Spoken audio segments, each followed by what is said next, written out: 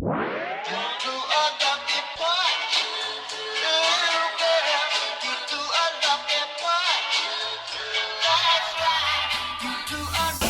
up guys, it's Katie. Welcome back to Steal the Spotlight. Today I have a bit of a DIY video for you. I've filmed a few of these in the past, but recently I've been watching a lot of thrift flip videos from channels like Threads Obsessed and Best Dressed channel. Those are two of my favorites who have totally inspired today's video, and just to whip out the sewing machine and kind of share my process with you guys. I think that it's really interesting to see what people can find secondhand or just old items that they might already have in their closet and then turn them into something new and kind of have their vision come to life. So yeah, today we have a few things that just need altering and other things that are pretty cool on their own, but I think we can definitely make them a little bit more unique.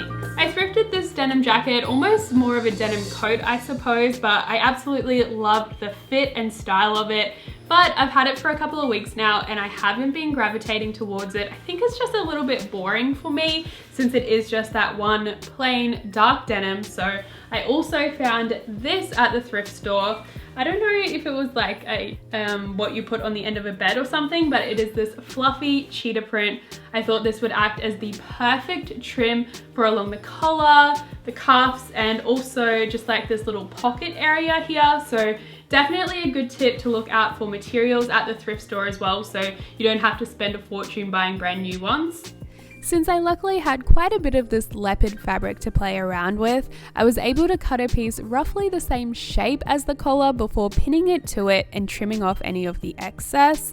Of course, when trimming though, be sure to leave at least a few centimeters just for seam allowance. I think the real beauty of this particular fabric for me was that it had already been a finished product, which meant that it had been finished off around the edges. So I made sure to use those edges on any areas that would be visible, and then the raw edges I could just use underneath where I would be hand sewing them into place anyway.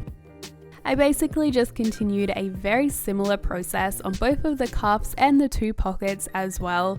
Yes, the hand sewing can get pretty time consuming and just a little bit boring, but to be honest, since I was working with this fluffy material, I thought that it would be more inconspicuous to go with the hand stitch rather than using the sewing machine.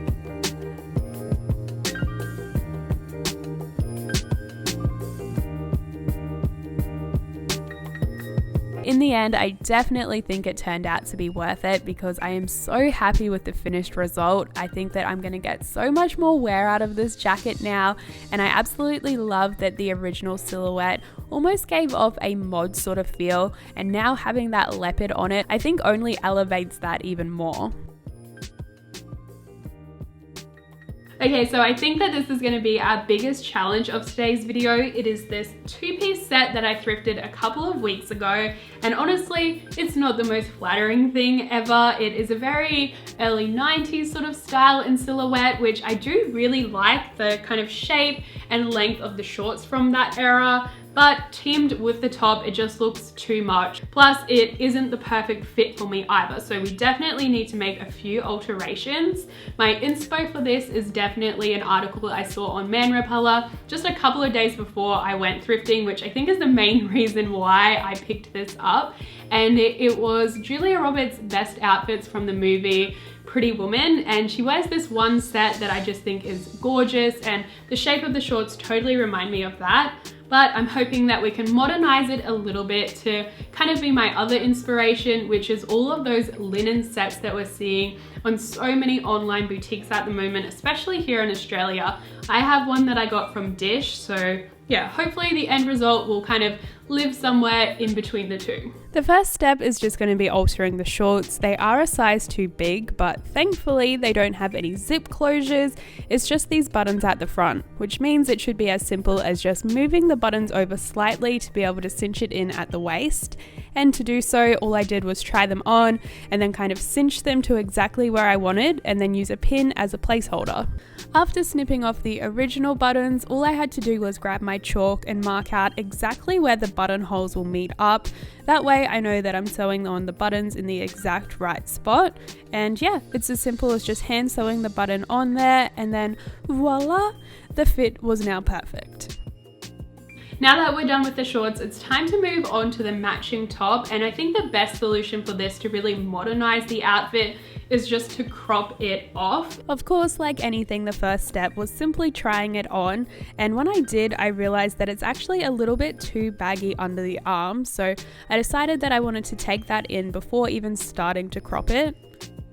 I didn't actually mark out an exact spot while I had it on, but I knew it was roughly about 3 centimeters each side. So once I took it out, I got my ruler, measured it out properly, and drew that straight line down on a diagonal. And that just acts as the guideline of where I'm going to sew, which makes things a lot easier. So all I had to do was then pin it in place so nothing moves around, and then pop it through the sewing machine. It is important that you're measuring out the same lines on each side, otherwise you're just going to end up looking a little bit lopsided. After that little detour, I tried the shirt on again so I could decide on what length I wanted it. I knew that with this fabric, I didn't just want to leave a raw hem like I often do with t-shirts that I thrift. I wanted to actually sew the hem. So I pinned out exactly the length I wanted it at, but then once I took it off, I drew a seam allowance as a bit of an outline in chalk, about 2 to 3 centimeters below that, and then cut off the excess fabric. From there, I'm just continuing the hemming process by using that seam allowance, folding it and pinning it into place. Originally, I was going to use the sewing machine to finish it all off, but I decided to opt for hand stitching it instead, which of course takes quite a lot longer, but my sewing skills aren't exactly the neatest, and because I didn't have the exact right shade of cotton, I just thought it would stand out too much if it was even slightly wonky. I'm still not a massive fan of the buttons on it. They're very gold and it's just a little bit cheap and tacky looking, especially since they don't even match with those on the shorts. So I want to change those over. I've had a look for buttons and honestly, they're really expensive here in Australia and I just couldn't really justify it. So I decided to stick with like the upcycling theme, and I found this while I was cleaning out my wardrobe. It's actually a really nice shirt, but I don't really wear it. So I figured, I think these buttons will work really well on this and it'll be a better home for them. So let's just switch them over. Switching the buttons over was a really straightforward process, and once I'd finished that, it was time to whip out the iron and press everything into place just so we got that hem sitting a lot nicer.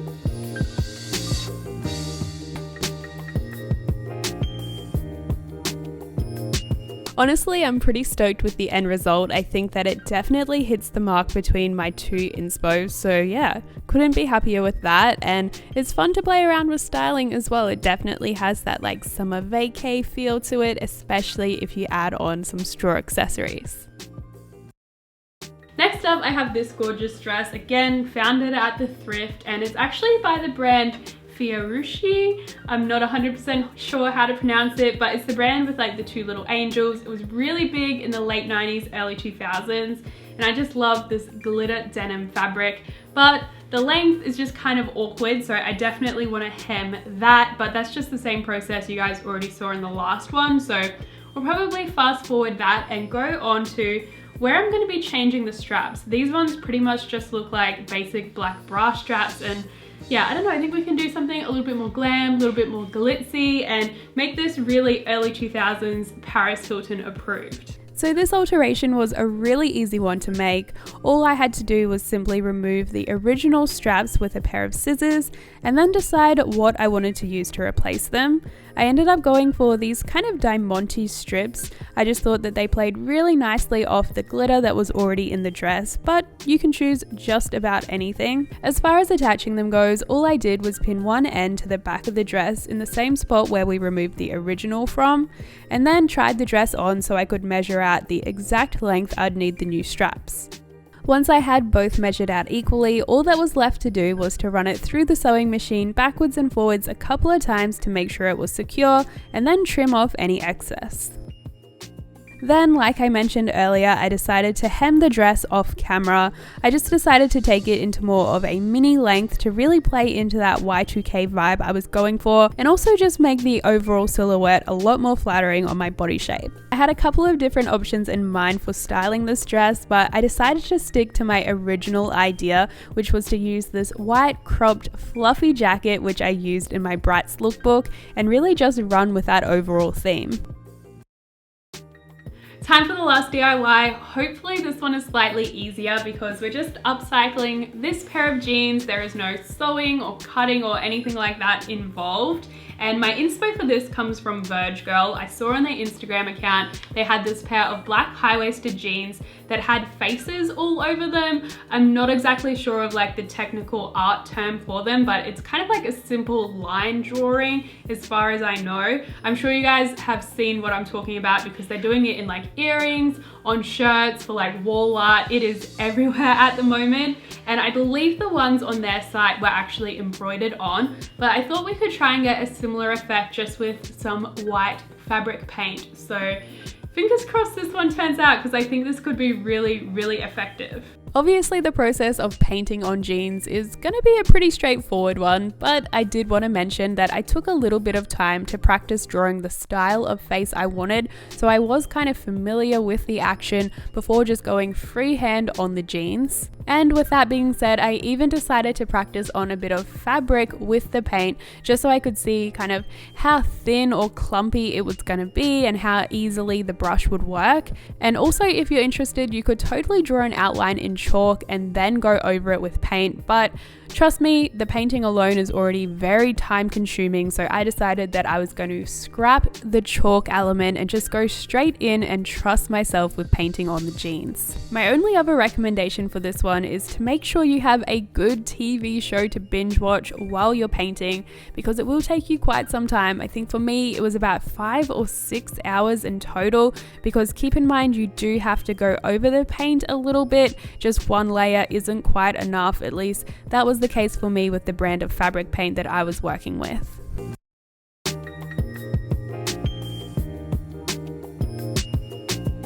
Once you finally finish, I think you're actually left with a really cool effect on your jeans. Probably not going to be everyone's cup of tea, but I think that they turned out really similar to the originals I saw on Verge Girl, and I'm very excited to rock mine.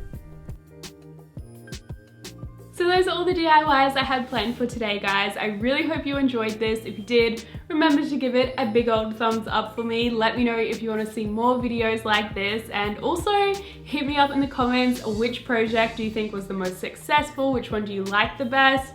For me, I'd probably have to go with the denim coat because I think I'll be getting the most wear out of that one, but I'd love to hear your thoughts as well.